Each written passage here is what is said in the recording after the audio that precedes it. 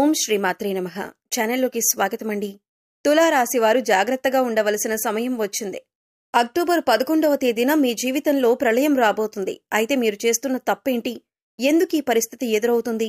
అలాగే ఈ విపత్తు నుంచి ఎలా బయటపడాలి? మీ తప్పును ఎలా సరిదిద్దుకోవాలి?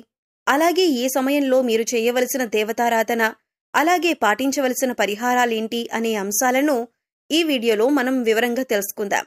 కానీ అంతకంటే ముందుగా మీరు కనుక మన ఛానల్ని ఇప్పటి వరకు సబ్స్క్రైబ్ చేసుకోకపోతే సబ్స్క్రైబ్ చేసుకుని పక్కనే ఉన్న బెల్ ఐకాన్ నొక్కి ఆల్ సెలెక్ట్ చేసుకుంటే మేము ఇలాంటి వీడియోస్ అప్లోడ్ చేయగానే ముందుగా మీకు నోటిఫికేషన్ వస్తుంది. అలాగే వీడియో నచ్చినట్లయితే లైక్ చేయండి.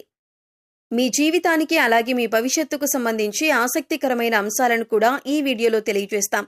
అందుకోసం మీరు ఈ వీడియోని ఎక్కడా కూడా స్కిప్ చేయకుండా చివరి వరకు చూడండి. అప్పుడే మేము ఏం చెబుతున్నామో మీకు పూర్తిగా అర్థమవుతుంది. ఈ రాశి వారికి కోపం చాలా అధికంగా ఉంటుంది. అయితే వచ్చిన కోపం ఎక్కువసేపు నిలవకపోయినా కూడా ఈ కోపం వల్ల అనేక రకాల సమస్యలను కొని తెచ్చుకుంటారు. చిక్కుల్లో పడే అవకాశం కూడా ఎక్కువగా ఉంటుంది.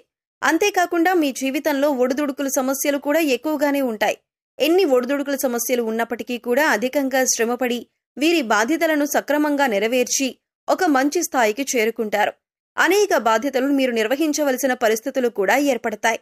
అయితే తమ బాధ్యతలు నెరవేర్చి ఒక మంచి స్థితికి చేరుకున్నా సరే మళ్లీ తిరిగి వీరికి సమస్యలు వీరిని వెతుక్కుంటూ వస్తాయి. ఇలా అనేక రకాల సమస్యలను వీరు ఎదుర్కొంటారు.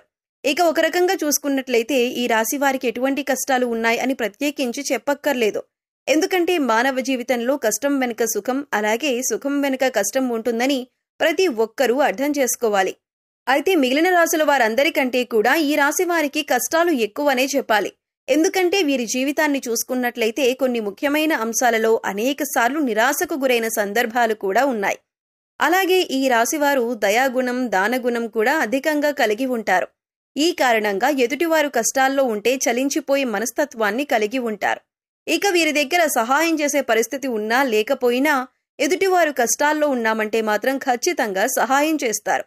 అది ఆర్థికంగా కానీ మాట సాయం కానీ ఖచ్చితంగా ఎదుటివారు కష్టాల్లో ఉంటే ఆదుకోవటానికి ప్రయత్నిస్తారు. అయితే వీరు ఎదుటివారికి ఎంత సాయపడినప్పటికీ కూడా వీరికి అవసరమైనప్పుడు మాత్రం ఎదుటివారు సాయపడటానికి అంతగా ముందుకు రారు. ఈ అంశం వీరిని మానసికంగా బాధపెడుతుంది. అయినా కూడా వీరు సహాయం చేసే గుణాన్ని వదులుకోరు. ఎదుటివారి చేతిలో ఎంత మోసపోయినా మళ్లీ తిరిగి వారినే నమ్ముతూ ఉంటారు. ఒక రకంగా ఈ రాశివారు మానసిక దృఢత్వాన్ని కలిగి ఉంటారనే చెప్పాలి. ఈ విధంగా మీరు మీ ధైర్యాన్ని కోల్పోకుండా ఉంటే కష్టం వెనకాలే సుఖం వస్తుంది అన్న విషయాన్ని గ్రహించాలి. అలాగే మీ జీవిత భాగస్వామితో చిన్న చిన్న మనస్పర్ధలు వచ్చినప్పటికీ కూడా నెమ్మదిగా తగ్గిపోతాయి. అవి పెద్దగా ఇబ్బంది పెట్టే అంశాలేవీ కాదు. కానీ ఒకరినొకరు అర్థం చేసుకుంటూ ఒకరినొకరు గౌరవించుకుంటూ ముందుకు సాగినట్లయితే జీవితంలో మరింత ఆనందాన్ని పొందుతారు. ఇక ఆర్థికపరమైన అంశాలలో పెట్టుబడులు పెట్టేటప్పుడు అనుభవజ్ఞుల సలహాలను ఖచ్చితంగా తీసుకోండి. ఇక మీ కింద పనిచేసిన వారు అలాగే మీతో పనిచేసిన వారు పదోన్నతులు పొంది మంచి స్థాయికి ఎదిగినా, ఆర్థికంగా పురోగతి సాధించినా కూడా మేము సాధించలేకపోయాం అనే బాధ మీకు కలగకూడదు. మీరు ముఖ్యంగా గుర్తుపెట్టుకోవాల్సిందేంటంటే ప్రతి ఒక్కరి జీవితంలో కష్టాలు ఒకే రకంగా ఉండవు. ఒకరికి ఆర్థిక సమస్యలు ఉండొచ్చు, మరొకరికి మానసిక సమస్యలు ఉండొచ్చు, మరొకరికి కుటుంబ సమస్యలు, అలాగే మరికొందరికి వైవాహిక జీవితంలో సమస్యలు ఉండొచ్చు. ఎవరికి ఏ సమస్య ఉందో మనం చెప్పలేం. కాబట్టి ఎదుటివారికి సమస్య లేదు అని మీరెప్పుడూ అనుకోవద్దు. అలాగే అన్ని కష్టాలు నాకే వచ్చాయి అని మీరు కుంగిపోవద్దు. మానసిక ధైర్యాన్ని అధికంగా కలిగి ఉండాలి. ఈ విషయాన్ని మీరు గమనించి జీవితంలో ముందుకు సాగాలి. మానవ జీవితంలో కష్టసుఖాలనేవి సర్వసాధారణం. అయితే గతంలో మీరు పడిన కష్టాలకి ఇప్పుడు పరిష్కారం అనేది లభించబోతోంది. శివయ్య అనుగ్రహంతో మీ ప్రతి సమస్యకి ఒక పరిష్కారం దొరుకుతుంది. ఇక ఈ రాశివారి జీవితంలో రాబోయే ప్రళయం ఏంటి అంటే మీరొక సమస్యతో ఇబ్బంది పడబోతున్నారు. అయితే ఈ రోజున మీరు ఎదుర్కోబోయే సమస్య ఏదైతే ఉందో అది మీ భవిష్యత్తు పైన తీవ్రమైన ప్రభావాన్ని చూపిస్తుంది. పొరపాటున మీరు తీసుకునే తొందరపాటు నిర్ణయం వల్ల మీ పైన నేరారోపణ చేయబడుతుంది. కాబట్టి ఈ సమయంలో మీరు చాలా జాగ్రత్తగా ఉండాలి. ఈ సమయంలో మీరు బయట వ్యక్తులతో కానీ ఇరుగు పొరుగు వారితో కానీ దురుసుగా ప్రవర్తించటం వల్ల, దురుసుగా మాట్లాడటం వల్ల, కేవలం మీ తొందరపాటుతనం వల్ల మీరు అనేక రకాల నిందలు, ఆరోపణలు ఎదుర్కోవలసి వస్తుంది. ఇందుకోసం మీరు మాట్లాడే ప్రతి మాట కూడా ఆలోచించి ఆచితూచి మాట్లాడాలి. లేదంటే చిన్న అంశంలో గొడవ కూడా పెద్దగా అవటానికి దారితీసే అవకాశం ఉంటుంది. అందుకోసం మీరు ఈ అంశంలో జాగ్రత్తలు తీసుకోకపోతే మాత్రం భవిష్యత్తులో మీకు ఇది ముఖ్యంగా గుర్తుండిపోయే అంశంగా మారిపోతుంది. అంతేకాదు మీరు జీవితంలో మర్చిపోలేని విధంగా ఈ అంశం మీపైన ప్రభావం చూపిస్తుంది. ఇటువంటి ఒక ముఖ్యమైన సంఘటన మీ జీవితంలో కనిపిస్తుంది. కాబట్టి ఈ సమయంలో మీరు జాగ్రత్తగా ఉండాలి. ఈ సమయంలో మీరు మౌనంగా ఉండటానికి ప్రయత్నించండి. అలాగే దురుసుగా ప్రవర్తించకండి. ఈ రాశి వారికి కోపం అధికంగా ఉంటుంది. ఇక ఈ కోపం వెంటనే తగ్గిపోయినప్పటికీ కూడా మీరు అధికంగా కోపం ప్రదర్శించిన సమయంలో ఫలితాలనేవి మీకు వ్యతిరేకంగా రావచ్చు. అప్పటికే సమస్యలు మిమ్మల్ని చుట్టుముట్టొచ్చు. ఇక ముఖ్యంగా ఇటువంటి సమస్యల నుంచి బయటపడటానికి మీరు దురుసుతనం అలాగే కఠినంగా మాట్లాడే స్వభావాన్ని మీరు తగ్గించుకోవాలి. అది మీ కుటుంబంలోనైనా, ఇరుగు పొరుగు వారితో అయినా, సన్నిహితులతో అయినా, పై అధికారులతో అయినా లేదా మీ ప్రియమైన వారితోనైనా మీరు సౌమ్యంగా మాట్లాడటానికి ప్రయత్నించాలి. అయితే ఇటువంటి విపత్కరమైన పరిస్థితుల నుంచి మిమ్మల్ని కాపాడేది ఆ పరమశివుడే. అందుకోసం మీరు ఆ పరమశివుడి యొక్క ధ్యానం చేయండి. ప్రతిరోజు కూడా మీకు సమయం దొరికినప్పుడల్లా ఓం నమః శివాయ అనే పంచాక్షరి మంత్రాన్ని చదువుకోండి. అలాగే రోజు మీకు వీలైనన్నిసార్లు మృత్యుంజయ మహామంత్రాన్ని చదువుకోండి. ఇలా చేసినట్లయితే కనుక మీ జీవితంలో ఎదురయ్యే ప్రతి సమస్యకి కూడా ఆ పరమశివుడు వెంట ఉండి పరిష్కారాన్ని చూపిస్తాడు. అంతేకాదు పరమశివుడి యొక్క అనుగ్రహాన్ని పొందుతారు.